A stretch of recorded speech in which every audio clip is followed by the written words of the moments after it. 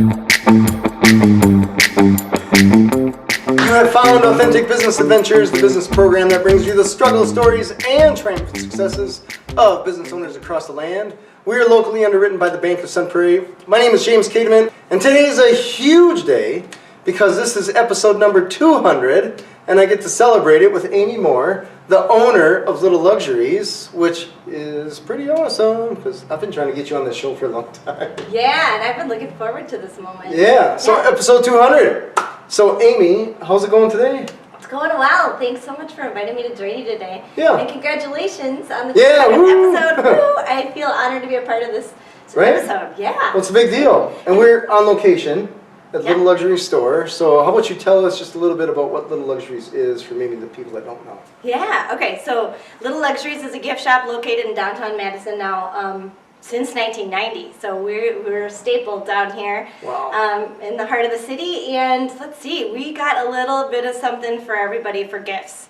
From 0 to 101. So any person you have in your life that needs a little pick-me-up or has a special celebration or maybe a little something for yourself, we got something for everybody. And I just enjoy thoroughly curating the space with some unique products that you can't find just anywhere. Right. And the items are well designed and inspire thoughts and just kind of allow someone to take a little break from your everyday and just enjoy life in the simple ways. Mm-hmm. You know, it's really cool because as we're setting up around here, I was looking around and I like to have quotes everywhere, all over my office and the shop, all that kind of stuff. Yeah. I thought I had a lot, but around here there's so many inspirational or cool little sayings, little stickers with quotes and stuff like that on there. Yeah, we've maximized every itty-bitty space that we can in this environment, for sure. Mm-hmm. And my background is interior design, so merchandising is one of my favorite things to do, actually. I don't think I knew that about you. Yeah. I studied here at University of Madison. All right. And I didn't know that I'd use my skills in this setting, but it works out and translates really well to do the buying and then figuring out where exactly it's going to go and how to maximize this environment. Nice. Yeah, it's a fun project. All right, so let's talk about how you got started in this. So you bought the business when it was already running. Yes, in 2011. Yep. 2011, okay. So that's over a decade ago. Yeah, just celebrated 10 years. That is crazy. I know, time flies. It's pretty amazing. And you were working here before? Yes. So how long did you work here before you ended up buying the business? Yeah, let's see. So I started working here in 2006. Okay. So at that time I was just working part-time. Oh, wow. So the part-time position eventually evolved into a managerial position when the manager stepped out of her position. And then eventually the business owner was getting to the point of retirement. And I just happened to already kind of be in the position as manager, doing a lot of the buying, going to the shows, managing the staff, and pretty much everything but the financials. And so at that point, the current owner, Janice Durand, she just saw some characteristics in my capabilities that kind of matched hers, and she thought it would be a good match to be a business owner. So she presented the opportunity. And I was ready, to take it on. And so I stepped forward and I'm like, let's do this. So we had a couple years before we did the transition in 2011 to prepare for that. So I actually did a class, Business Fundamentals is what it was called back in the day. It's the Business Development Center. Sure. Or Small Business Development Center. Development Center. Yeah, exactly. So I learned a little bit about, all aspects of running a business. And then also have a mentor that I continue to use there. So just maximize the resources in the community to learn and grow, and then use the skills that I had learned through working here. And it translated out all right.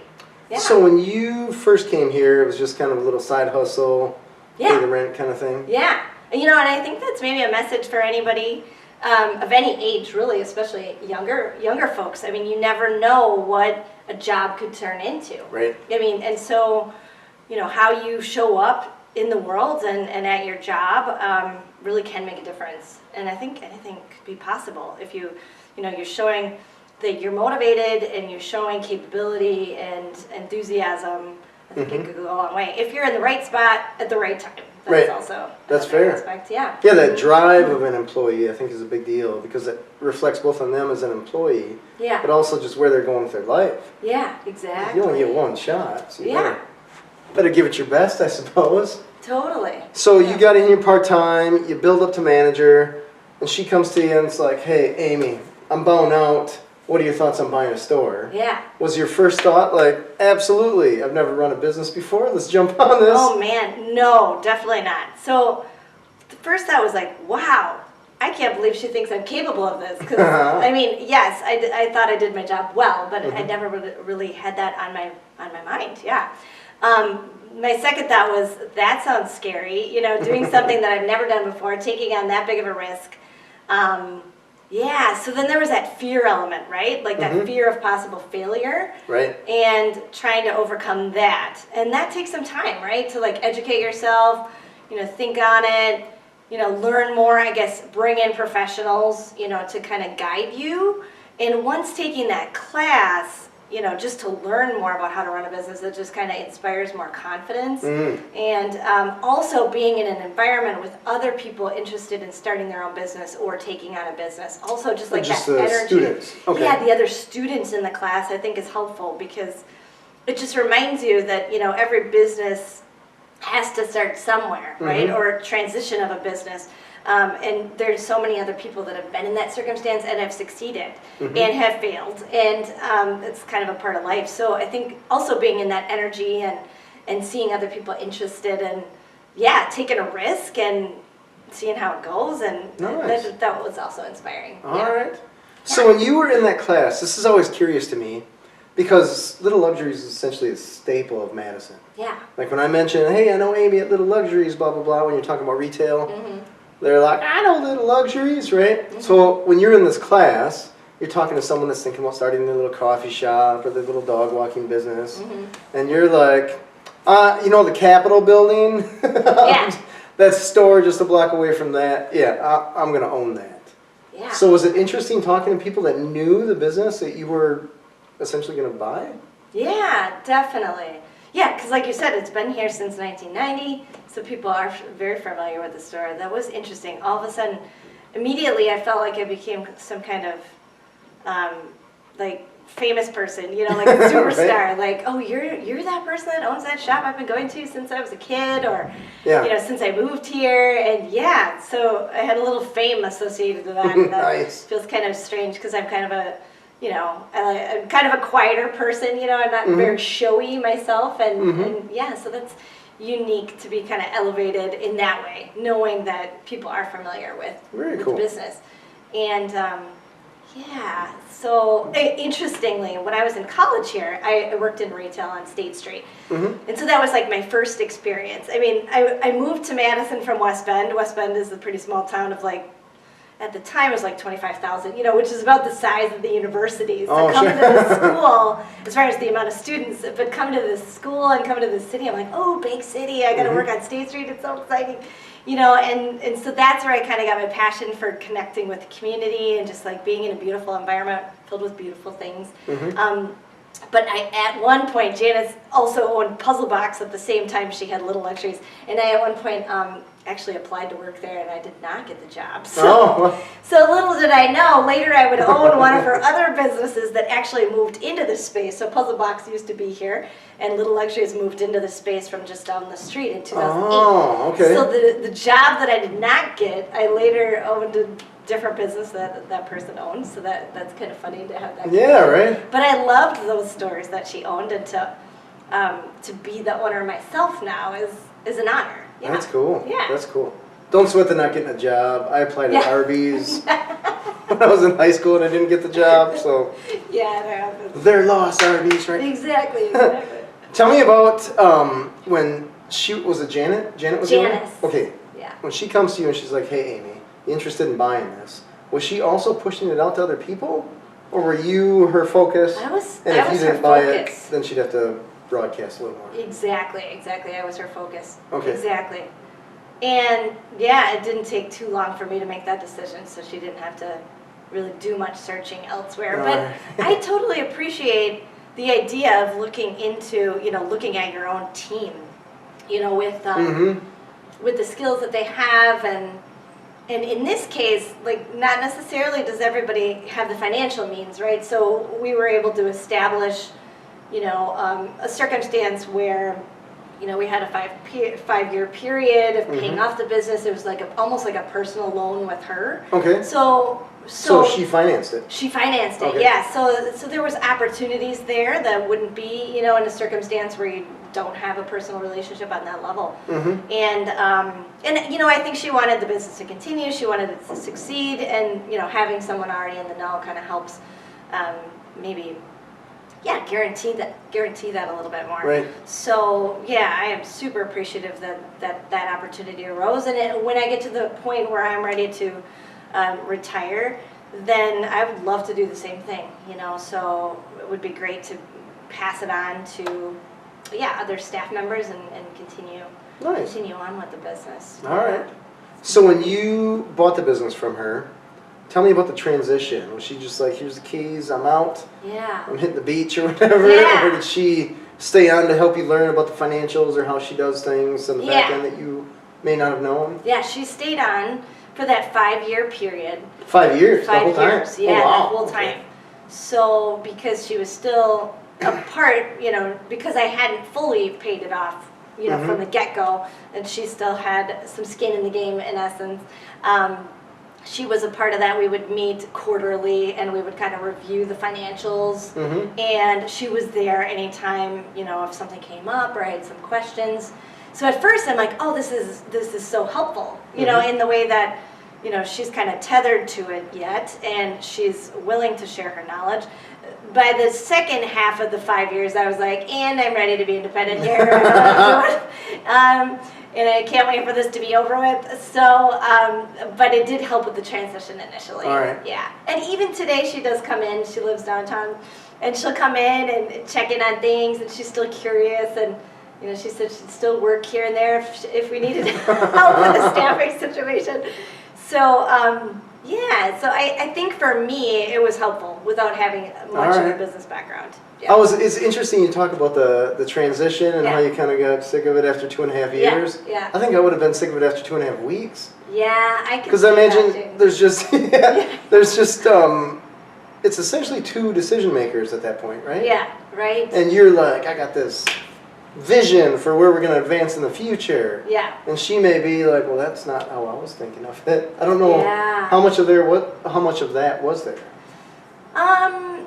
Not as much as I anticipated. I mean, she would say things, but in essence, I was the final decision maker. So it didn't get too difficult regarding positions, like differing positions on anything too major. Okay. So, I mean, I think she did a pretty good job of keeping enough distance, but still being present and available. All right. So it didn't get too overbearing. It was just to the point where I'm like, I'm done with the helicopter parent, just like making sure everything's okay.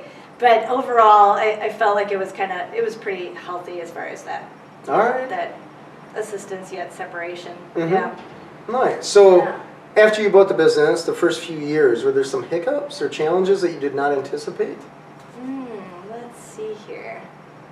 Well, I think my main focus initially, as far as just how the business is run as a whole, there's that delicate balance when you buy a business that already exists and is successful.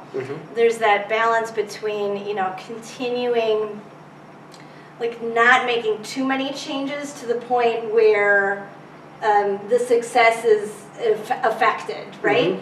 But yet making enough changes where I'm making my personal impression on a business. Yeah. So initially when I started, of course I continued running the business as it was and just kind of monitoring my own interest and the desires to make and evolve a business to be more me than Janice.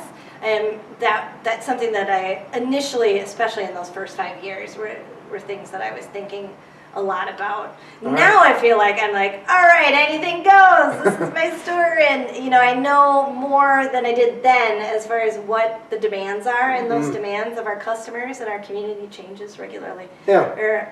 And then also, She didn't have any social media presence when I bought the business, so All right. we were a little bit behind in that way. I felt like the website and the social media was back in the 90s. All right. And you know, with technology, things evolve so fast. So Mhm. I got the Facebook going, Facebook page, and then Instagram, but we were just a little bit delayed on that game. So kind of catching up on the technological side of the business, and then getting a new website. And then, of course, in the last 2 years, like getting some, you know, products online, you know, to sell them. So we had an e-commerce site. Right. Now we've evolved it into that. But I think, yeah, just catching up in that way, and then also evolving a space that still looked like the 80s, because she had done a remodel when she moved in here with Puzzle Box, so that was early 80s. You know, with the teals and the pinks. Nice. And, you know, we were kind of living in the past in this environment, so that was also a project I took on, was bringing it to the present, a little more contemporary, fresh, clean look, a little less pink. Yeah. So, yeah, just kind of bringing it up to speed for the times, and then also evolving the product. And those products now, you know, we have categories of products that we carry, like, you know, books, games, accessories, jewelry, all these, you know, the children's area here with the toys. But evolving it even more so these days to more locally made goods with diverse, you know, makers in our community, and then also associating values to a lot of the products. You know, we have this focus on the environment and reusable products, so we have like that category. We're expanding into a pet category with everyone. You know, Oh, really? I feel like the amount of pets in people's lives have increased in the past 2 years, of course, and we don't have a pet store downtown, so just some kind of higher end fun pet toys and accessories are something we're going to dabble in. Yeah, and I'm trying to think, and mindfulness, you know, that's something people are focused on. Just like we're trying to create an environment that inspires people and creates positivity. Yeah. Nice. Yeah, the diversity of products that you have in here. I mean, we can see everything from glasses, stickers, handbags, hair ties, jewelry, umbrellas, books, postcards. It's kind of the one-stop shop for I feel a small like business. if you can't find something in here for someone, you're not looking. Yeah. Yeah, it's crazy. Yeah. Very crazy. I was trying to get the shot where you could show all this that you have, and I'm like, maybe we got to get a drone or something. Yeah. It's amazing. I want to talk to you about employees, because the transition had to happen where she was the boss, you were manager, and now you're the owner. Was that tough? Or was that pretty simple? Like, hey, Amy's the one signing in front of your check now, so do what she says? Or was that... Yeah. I think the toughest part was definitely the relationship with the other manager. You know, we were equals. Okay.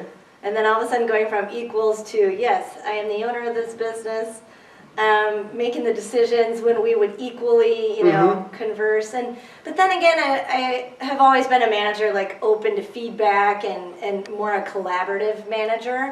But that was a little different, you know, when we would have differing opinions. You know, the existing manager that used to be more of an equal, when now as the business owner, I'd have to make some decisions here and there, and you know, it just takes a little while for that relationship to evolve to understand the difference in that this new relationship. But yeah, eventually we got over that hurdle. All right. But in retail, you know, there is high turnover, unfortunately, so she's no longer with us at the moment. You know, life circumstances changed for her, but. Yeah, so, and we have a lot of students, so those students kind of turn over as well. So I would say initially it was the relationship with the co-manager that took some time to settle into. Yeah. Got it. Okay, so employees as a whole is an excellent segue, right?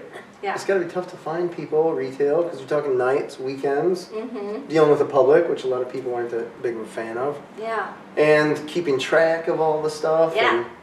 And handling money. I mean, that's a big thing. So tell me about how you've learned to deal with people. I worded that wrong. Let's just say how to hire, train, manage people. Yeah, okay. Well, let's see. Yeah, I totally know what you're getting at. Let's see. So, as far as hiring goes, What's been most effective for us has been putting just a sign up in the window, which we actually permanently pretty much have in the window. It's never coming down and it's on every window. But we do have high pedestrian traffic. And to work downtown, it's often most convenient to live downtown. And we do have that student population that is, dwelling downtown. Yeah. Although, yeah, there are some it's a retirement community too. There are a lot of retirees that are that pop in and like, hey, I'm looking for something to do. All right. So that's been the most effective. Of course, we'll go online and use several sources there. And the university does have a job site for students to find. So that's worked effectively for part-time staff. Unfortunately, also a source has been as retailers have closed. On the street here, we've actually kind of picked up some of the staff that used to work at other stores. Okay. So we have a woman that was working here from Serve. Serve, the fair trade shop next door, had closed in the last year. And then also Capital Kids on the square closed, I think maybe a couple years ago. We have a staff member from there that applied, that wanted to stay downtown and still do retail. We recently had a woman from Momoka gift shop that has closed in this last year, just reaching out, just saying, hey, are you hiring at all? I'm looking for work. So so we're known in the retail downtown community, and I think if you get kind of hooked in retail, you love it. Like, a lot of people enjoy being on their feet. They like the variety. They like the interacting with the community. And once you kind of fall in love with that, you want to stick with it. So, all right. So we have a group of people that we've hired from that circumstance. But then, yeah, it does rotate because it's retail. So, the student staff, it's like they're getting younger and I'm getting older, right? Each batch is like another generation, and then I'm getting that book and I'm like, okay, how to manage millennials, how to manage Gen Zers. You got to keep educating yourself because it's just a different world. But they come in, and at max we'll have them for 4 years. I suppose as they go through college. As they go through college, and then they move on and they leave the nest, right. And we start over again. But, I think what's difficult in managing staff is definitely the fact that the training never really ends then, right? When you have staff that are constantly rotating or are just putting in a small amount of hours, between 10 to 15 hours a week, because that works with the class schedule or whatnot. It's that part can be draining. It's just like, sure. Remember how we do this? You haven't done this in a couple of weeks. This is how we do that. Or, welcome to the team. You're going to leave because the next semester it's not going to work for you. Okay, it was nice to see you for 3 months in this environment. So I think maintaining the patience and repeating and reiterating a lot of the same policies and the same procedures over and over. Yeah. I mean, there are ways you can have people read it, but everyone's different in the way that they learn as far as hearing it, reading it, being advised as they themselves do it. So, I think that takes up a lot of our time. Got it. Yeah, I can see how, even with the businesses that I have with employees, training is a huge, I want to call it on the edge of a nightmare. Yeah. Because you don't know, like everybody, like you said, they learn differently. Yeah. And their work ethic may or may not be in line with where we feel it should be. And just their interest, sometimes I feel like people want to be coddled a little bit more than, I don't know, our generation. Yeah. Gonna assume there a little bit. And it's tough. And I imagine here, when it's known to be transitorial, as they, I'm going away for the summer, moving back home or something like that. Yeah. Or I imagine even Christmas time, they're going back home and it's your busiest time. Yeah, exactly. Yeah, that commitment level is not, there like it would be if an individual was full-time or had more work experience even, you know what I mean? So some of the students, this is their first opportunity to work. I mean, and if they did, then it was, kind of, in high school where at Arby's. Yeah, exactly. They were the ones to get that job. They got it. Lucky. Yeah. So have you had challenges where you're like, things that you didn't train because you just assumed they knew it, like making change or something like that? That were like, you don't know how to turn on a computer? Well, one time had a staff member that didn't know how to use a vacuum. Didn't know how to use a vacuum? Yes. And I was like, wait a minute. Yeah. Not too elaborate there, right? Like it's just a Because, switch. we're having to keep the space clean, so that's Yeah. kind of a part of it. But they didn't realize that the vacuum, you press the button, so it lowers. So they were like vacuuming like this. No! You're like, That's kind of awesome. Yeah. You're like, actually. Did you have fun with them and just watch them do that before? Unfortunately, I wasn't there to be able to comment on that. My manager was, but I was like, whoa, I can't believe it. I feel like that's So like you're watching someone actually- left-handed writing. Just Yeah. like, I'm just gonna just watch this a little bit. Yeah. That's awesome. That's hilarious, yeah. But I would say maybe just like the retaining of knowledge. It's easy to assume that a person remembers how to do something because it might be something I do on a regular basis. So in my head, I'm like, oh yeah, Everybody I knows trained how to that. do this. Everybody knows how to do this. Yeah, exactly. And so what happens then is sometimes I'll forget that this person, they haven't worked in a couple of weeks, or maybe they just need a little reminder because it's just they just tend to forget. So I have to remind myself that just because I have that knowledge and I thought I've communicated and trained it, sometimes a review is necessary, or just checking in to be like, oh, do you remember how to do it? Do you have questions? Although sometimes when you say, like, do you remember? Do you have any questions? People will say no, and then they'll try, and then, so sometimes I think offering more information than not is probably better, because otherwise you're then sometimes fixing mistakes, and then you go back, and then that can be extra work on the manager or myself. Yeah. To do that, so. I want to talk about product. Yeah. And let's just segue from employees of product. You have so many things and so much variety that I imagine to be an expert in all of them is probably not realistic. Yeah, not in every category, no. So I imagine if someone comes up and they're like, hey, are these prescription glasses, or ask some question, how do you work with your employees to know how to answer, even though they may not necessarily be the master of any given product? Yeah.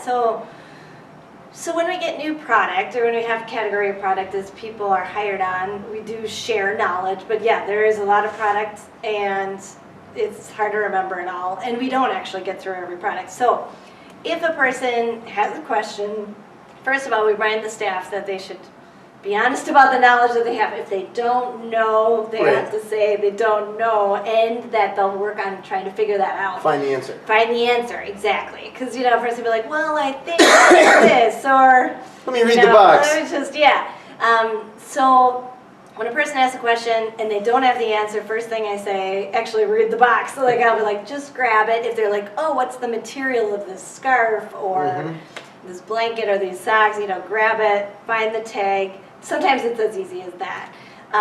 Otherwise, asking a coworker, oftentimes there's one that's worked longer than another and has more knowledge. And then also Googling the information and going to the website, that's helpful. If we don't, if the staff working they can't find the answer, then just take in name and number, and having myself or my manager get back to them with that knowledge. But we never want to act as though we have an answer, or like make something up or assume something. So it's better in my mind to say, actually, let me get back to you on that to get the correct answer. But it is a challenge, especially if you have rotating staff, to keep them up to date, and rotating products. I was going to say, to keep it fresh, the product. I mean, you go to the shows every year to figure out what's going to be new and fresh in 6 months, a year.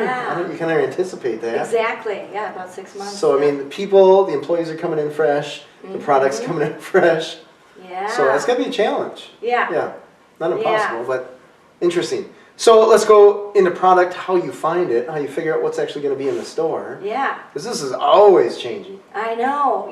So it's a combination of ways in which I find the product. So main one and the most fun one is traveling to the shows. Yes, I love that. So I just went to Las Vegas for the gift show there. So that's going to be a focus on spring, summer products. So just early release. I'm still not clear. What are these shows? Are these shows for vendors that sell the product to store owners like you? Yeah, exactly. And they're just carnival barking at you like, come on, the people in Madison want to buy this rock. I don't know, whatever.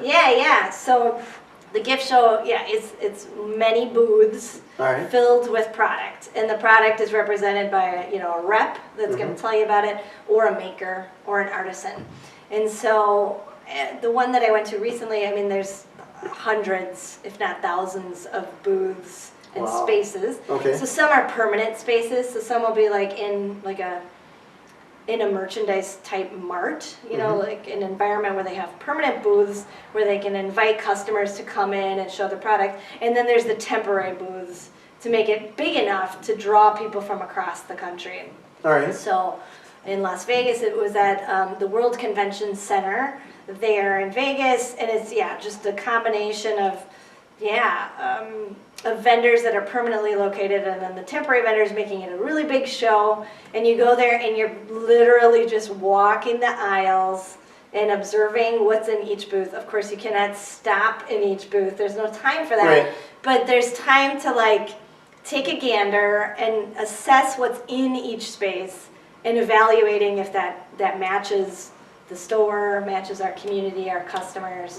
And when you do it often, you can do it quickly. All right. So it's pretty easy for me to be like, yes, no, definitely not, definitely yes. And also just observing where other buyers are gravitating to. So when you see a cluster of people interested and excited about some products, then that makes me curious, and I'll enter that space. But you gotta avoid every single salesperson, because if you get a little too close and you definitely know it's not for you, and they're like, I got a sample for you, and they're luring you in, I'm like, I'm not gonna take the sample, and I'm not gonna get lured because I got a time crunch here. Sure, you got stuff to do. All right. Yeah. So that's the process, and I do that in a couple of, normally 2 to 3 days, so that I can see the product and I can absorb it. If I'm not, if I know right away I want it, I'm making that purchase, and I'm buying for the future. So make the purchase there, and then they'll ship it normally within weeks. It comes to the store. But if I'm not sure about it, I'm on the fence, and I'm still considering, I'll wait, and I have 3 days to kind of make that decision. So the benefit of buying at these shows then is to take advantage of show specials. So they'll be offering free freight, which is huge because the cost of freight is going up. Or you might get a percentage off on your purchase if it meets a certain amount. So basically, it's a way to kind of grow the margin. All right. Yeah. Do they, let's just say, for example, this, what are these things? Are they Tea towels? Tea towels, okay. Yeah. So you go to the store, you see some person selling these tea towels. Yeah. They'll tell you the price wholesale. Then do they also give you a rough idea of what retail is? Kind of percentages and margins, stuff like that? Yeah, exactly. Yeah, and each store, has a little bit different margin, but it's mostly the same. So I can do my own math, or they'll do the math. All right. They'll have a suggested retail price, and then, that varies depending on if you're in New York City versus, Madison in the Midwest, or LA, depending on your cost of doing business. Got it. And then, but you got to do that math. And the question then is, the people in your community, are they willing to pay that amount for that item? So like an umbrella, what is an umbrella worth to an average person? Right. Is it worth $40? Is it worth $20? And, all right. And that also varies depending on where you live. Madison versus New York City versus LA, as far as, what people's incomes are, what they're willing to pay, and what value is added to the product to get it to that amount. All right. I suppose an umbrella versus a environmentally friendly, made of unicorn tears umbrella or something like that. Exactly. Those added values to it. Exactly. All right. So this is the part that's amazing me about what you do, is because I would go to these stores and I'd be like, a bubble machine, this is great, or like a farting pillowcase, this is amazing. Yeah. The whole world wants this. And I would end up with a store with a bunch of junk that nobody wants. You, every year, you're like, 6 months from now, Madison is going to love this. Yeah. And you nail it.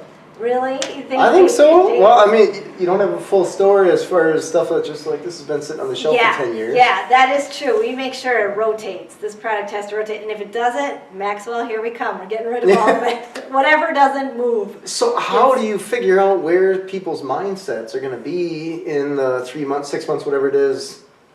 It's not like, what are they feeling like tomorrow? It's what are they feeling like months from now? Yeah, that's true. And just the dynamic of society can change. Right. And Well, on a dime, really quick. Yeah, exactly. Well, we've seen that a lot in the last few years, especially. But I would say, well, first of all, interestingly, I'm not personally a shopper. I don't like to shop. Okay. It's so strange. In the way that, I like to shop when there's a purpose, there's a reason for it. Either I'm gifting a loved one or myself or whatever it may be. But I'm not a shopper just to shop. So I actually don't have that emotional connection between me and my desires and the product. I mean, of course, something I might see and I'm maybe more gravitating to because I like the look of it. Sure, I have those personal preferences to the color blue or, whatever it may be. But I think I do a pretty good job of like distancing myself from my personal desires. Which, like I said, I'm not quite a shopper like others could be on a personal level. So I'm kind of thinking more in my head about the reports that I've looked at, like sales. Like, okay, what color is a good color? Of all the colors of the rainbow, blues tend to be good. I mean, I like blue. It just works out that many people like blue. But yellow, not so much. So over time... And sure, the trends and accessories could change. I mean, yellow could be the Pantone color of the year, and then I'd change my mind about that. And I'm like, everything's going to be yellow because that's a trend. But so I've just learned over the years, like, okay, what are some general trends?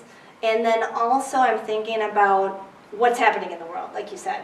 So, like, for example, during this pandemic, we all know that pivoting, we've all pivoted in our world, right? Like pivoting is never, the word pivot has never ever in the history of the world been used as much as it has the last 2 years by humans. I mean, everyone's pivoted. So I think about how are people spending their time? Like, okay, we're indoors more. So how are we entertaining ourselves indoors? So immediately, I mean, puzzles we all know was like a craze and still kind of is, but especially on the front end of it. So paying attention to, the needs of individuals as we evolve as humans on this planet, like that, for example, or fashion and what are trends related to that. I mean, for a while, masks were a fashion. I mean, it's evolving again, right, as far as what we're wearing. But, yeah, so just kind of being in the know of what's coming up, what's coming ahead. Right now, of course, I have in my mind the cost of everything going up in general, with the cost of inflation. And that's trickles down to the end user, which means, the individual that's buying it is kind of they're seeing the biggest sticker shock in the end. I'm just thinking about making sure that we diversify the cost of our products. So even though prices go up, we just want to make sure that we have products that are, $5 to $10. As well as, those bags and purses that are, closer to $100, but that a person can come in and still find something within their bracket of economic means, so... Or the gift for the person that they're looking for. Yeah, exactly. Just finding a coworker or something like that. Well, yeah, that too. $100 bag, you just give them this that too. Little thing. And for just, for the gifting purpose as well. But economics is, we're all affected by the last couple of years too, so... in different ways, and just making sure that we open the environment to everyone, so that they can all find something here for whatever purpose. Right. I want to talk to you also about location. So Little Luxuries has been here for over 2 decades, right? A decade? Over 30 years. 30 years. Yeah. That's a long time in one spot. So tell me, how has the dynamic of downtown changed? 'Cause I came to Madison 20 whatever years ago, and people used to always talk about the people that lived in Madison forever. Yeah. They're like, oh my gosh, downtown used to be just tanks rolling down or whatever it is that they had. There's always some, oh my gosh, it used to be this, and now it's that. How has it changed over the time, and what have been some of the challenges of just having a retail store downtown? Yeah. Well, yeah. I mean, downtown Madison has always had its ups and downs.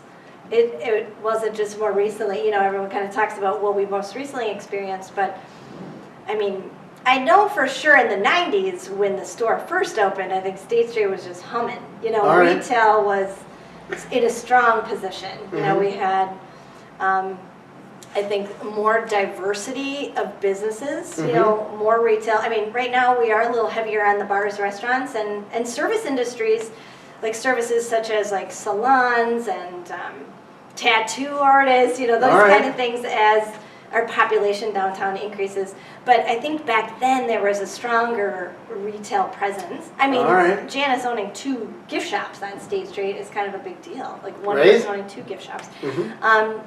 So I think the diversity of businesses and also, the presence of retail and in general, in the 80s and 90s, there's just a lot of spending going on. You know, as credit cards were being used, I was like, I got it right here. Let's just charge it all. And since then, you know, in the 2000s, early 2000s, we've had the introduction of more online purchasing, right? And so we've been influenced by that. And in general, you know, big box stores were getting big, of course, in the 90s, and now we're seeing that shift as well. Big box stores and malls are, you know, kind of struggling. Yeah. So retail is evolving in a lot of ways, especially downtown. You know, we're losing a lot of retail downtown, and I'm seeing that the ones that are surviving are either the ones that aren't retiring, because a lot of them have retired, right? Oh, sure. So retired out of the business, and but I think the businesses that still remain on State Street are pretty strong and pretty solid. I think it's been the test of time in the last couple of years to see, you know, who kind of rises above and is still here. But, you know, State Street will always be a draw because of the Capitol, because of the university. Yeah, it connects the two. Yeah, when people come downtown, or when they're visiting Madison, it's just a part of the experience as being downtown. So, I mean, just yesterday, I meet people from all over the world. I mean, yesterday I had a woman that's from South Korea that's an exchange student at the university here. I met a mother-daughter who, one lives in Colorado, one lives in Pennsylvania, and they met here. They flew here to go to a show at the Orpheum last night, and I'm like, that's cool. You know, people just end up on State Street. You know, we have stewardess from, you know, flight attendants coming in, you know, and they're flying all over, and they always stay downtown, and then they're visiting us, and they're telling us about, you know, their experiences in the air, and so we just get a variety of people, and they're here because of our location. So the traffic, I mean, despite the fact that our visual presence, physical presence has changed and evolved, and we do see more empty spaces. There's still going to be a draw, and I think we'll still evolve into something we don't yet know. Sure, you fair. Know, we have a lot of development projects going on the 300, 400 blocks, so what will fill those main street level spaces, those retail spaces, it will be interesting to see what transpires from that. You know, there's been the pop-up shops in some of the empty spaces, the Culture Collective, that was a success, and I think there's a goal to get some of these makers new spaces as that space now is developed, being developed. So, so we're seeing a little less presence of retail, and we're seeing some empty spaces, but it could create for new opportunities. And it's, I think what's hard for me, I mean, I can control what's happening in this environment, and I have to remind myself of that. But I do like to see vibrancy, and I like to see, you know, a community well cared for. And sometimes when you have less activation, like less spaces being used, sometimes it can just look a little abandoned, and that loss of energy and activity, you know, kind of, it pulls from a community. So, I'm looking forward to seeing what happens here in spring with events coming back downtown, and you know, the farmers market always kind of kicks that off, and looking to see what neighbors we do end up being able to welcome in our community. Just around the corner here, we actually have a new shop that popped up. So and that was just a couple months ago. Or actually a month ago. So we will continue to evolve, and I think the future will be positive. I mean, the location is worth it in the fact that we do have the pedestrian traffic. So there's always somebody walking. We pay more to be here, but it's worthwhile in the end if you know, have that all figured out financially. We'll have the traffic year round. Summer is a pretty busy time for us, just as much as Christmas is. So we have 2 main seasons where most gift shops, depending on their location, might just have to focus on that one winter. Interesting. Season, the uptick. So, yeah. So in the summertime, there's so much hustle and bustle going on. Yeah, and events going on, and on the square, and now down State Street. That really draws a lot of people. Nice. So. Over the course of time, since you've been a part of Little Luxuries, what has changed with the relationship with downtown and government? Because I imagine, well, I see even Eau Claire as an example. When I was a kid, I grew up in Eau Claire. Downtown was like, oh, downtown? Yeah. It was just this dingy bars, and it was dump. Now I go down there, visit family. I'm like, this is amazing. Which I would have never guessed when I was a kid that was going to change like that. But I feel like, or I guess I've heard, that there's a lot of people in places that can make decisions that just pushed for the downtown to become vibrant as an attractant to the city. Right. So I imagine with State Street, this is a staple of Madison, and a few mayors have come and gone, city council, whatever. And I imagine there's been times where, to them, State Street was a priority, and to others, State Street was just like, that place. Yeah. So what have you seen, or I guess what's the current trend? Yeah, let's see here. I would say downtown Madison is unique in the way that we have a bid. Okay. The bid stands for Business Improvement District. Okay. You know, so we do have, that is kind of unique to our community in the way that we have this organization funded by taxes paid by property owners, and that's, you know, kind of a part of the rent that we pay being downtown. Sure, so property owners on the Property State owners Street? on the strip, yeah, Okay. State Street and around the square, and Okay. like I think a block off in every direction off of that main All right. corridor. So there are funds that are meant to, you know, help inspire things like the Madison Night Market, which is an event, or help pay for, you know, some of the plants that we have in the planters on the street to kind of improve the way, you know, it looks just at an intersection, or the lights at the holidays and such. All right. So we do have an organization kind of designed to kind of monitor traffic and, you know, pay attention to the trends of downtown and organize a lot of things that like business owners don't have the capability to do. Right. That then takes a little bit of the responsibility of the city to have to focus on those details, right? Because there's tax money that goes to that organization, and they're not the sole ones. So the city still has responsibility. Right. But I do think then that allows the city to have a little opportunity to take a little step back and be like, well, there's a bid there, and that bid All right. has the funds, and the bid has some staff that should be able to help with kind of working things out down there. So is the bid controlled by the city, or the people that work for the bid? The people that work for the bid employees of the work for the city? city. Okay. Yes, exactly, because right. it's funded by taxes, yeah. So what I've seen in my involvement is just in general, I think there's a little bit of distance, like, oh, they have a different organization that no other community in Madison has. Oh. So this is the only bid in the city. Wow. Whereas Milwaukee has like, I don't even know how many, but they have multiple bids for various communities. So then each one of those organizations funded by the taxes, which is associated with the city, you know, they can make some decisions, and they have staff on hand to like specifically kind of work on their specific community.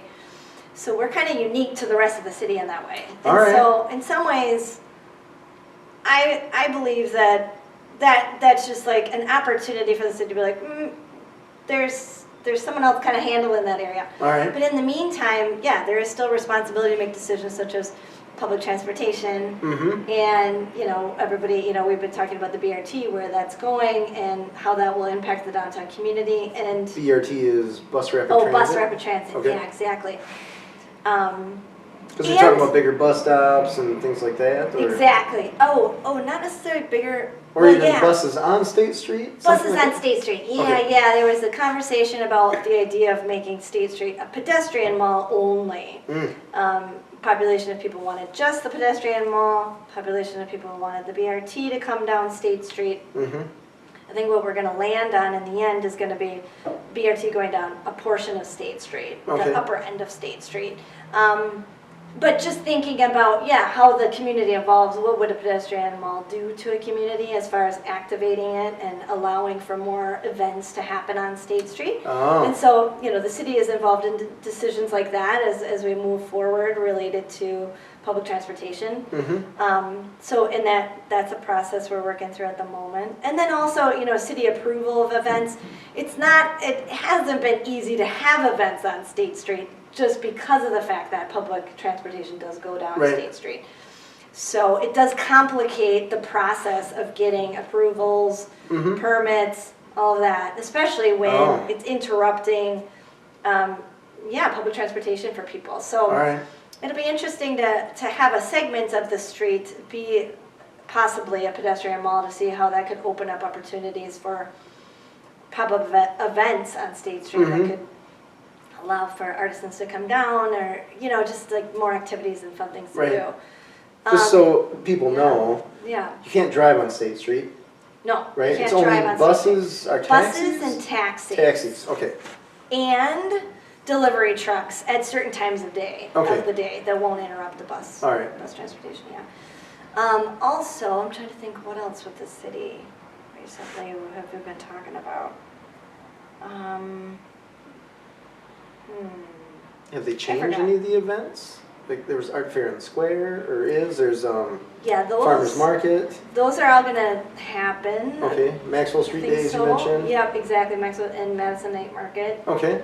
Yeah, so we've increased the amount of events that are gonna be happening on State Street. So Madison that's Night good. Market's moved to State Street versus Gilman Street. Yeah, all right.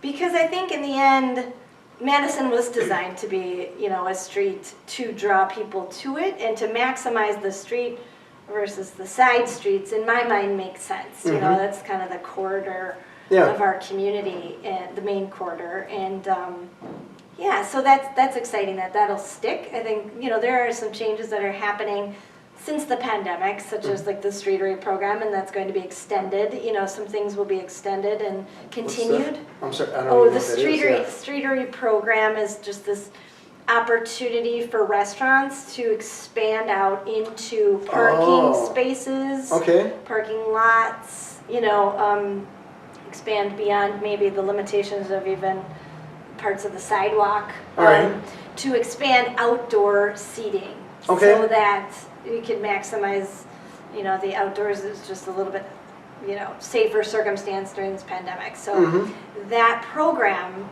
to allow for businesses to continue to expand outside and use some of these spaces that were used for something like parking is going to continue into the future beyond the pandemic is the conversation.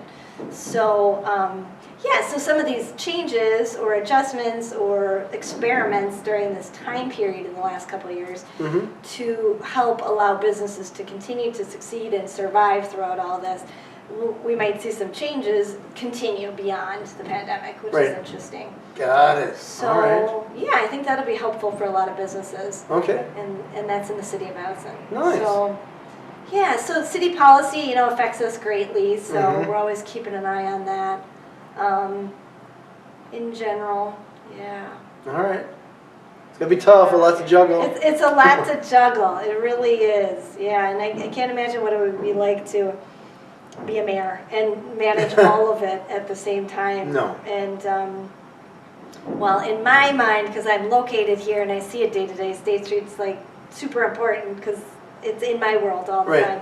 There's so many other little streets here and there that are also important to people too. So. Fair.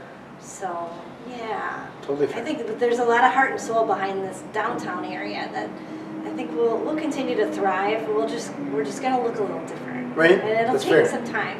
Because the same thing happened, I think, in about the 70s. There was a lot of change happening as there was protests. I think you were talking about tanks. There was a whole Vietnam, I don't know if they were tanks, but this whole Vietnam protest thing. I interviewed a guy that wrote about there's a bombing at one of the university buildings. I think a couple people ended up getting killed, right?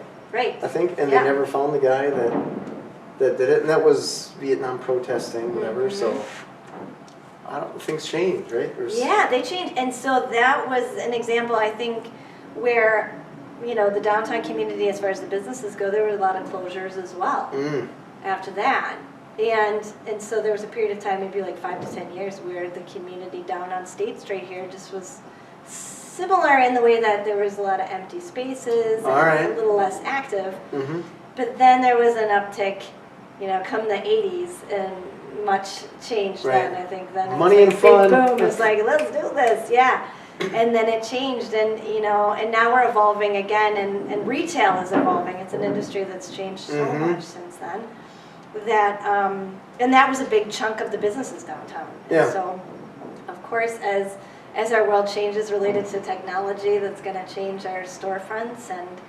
But I do think there will always be the need to be in person, the desire to be in person. Agreed. And to have, a person face to face helping you with that customer service, and just having the sensory experience, smelling and touching and seeing up close the products that you want to purchase, and just all of that is just so human to have all of that of it for an experience. And so I don't think that small business retail will ever go away. Now, I can see how big box stores can be replaced, if you don't have such a positive experience, how easy it can be to go online to get that, random object. Right, you need dishwasher detergent versus a gift for a friend. Yeah, exactly. It's a little different. So I have no fears about retail and the longevity of it as a whole. It will still exist. It will just need to be special. All right. Yeah. Fair.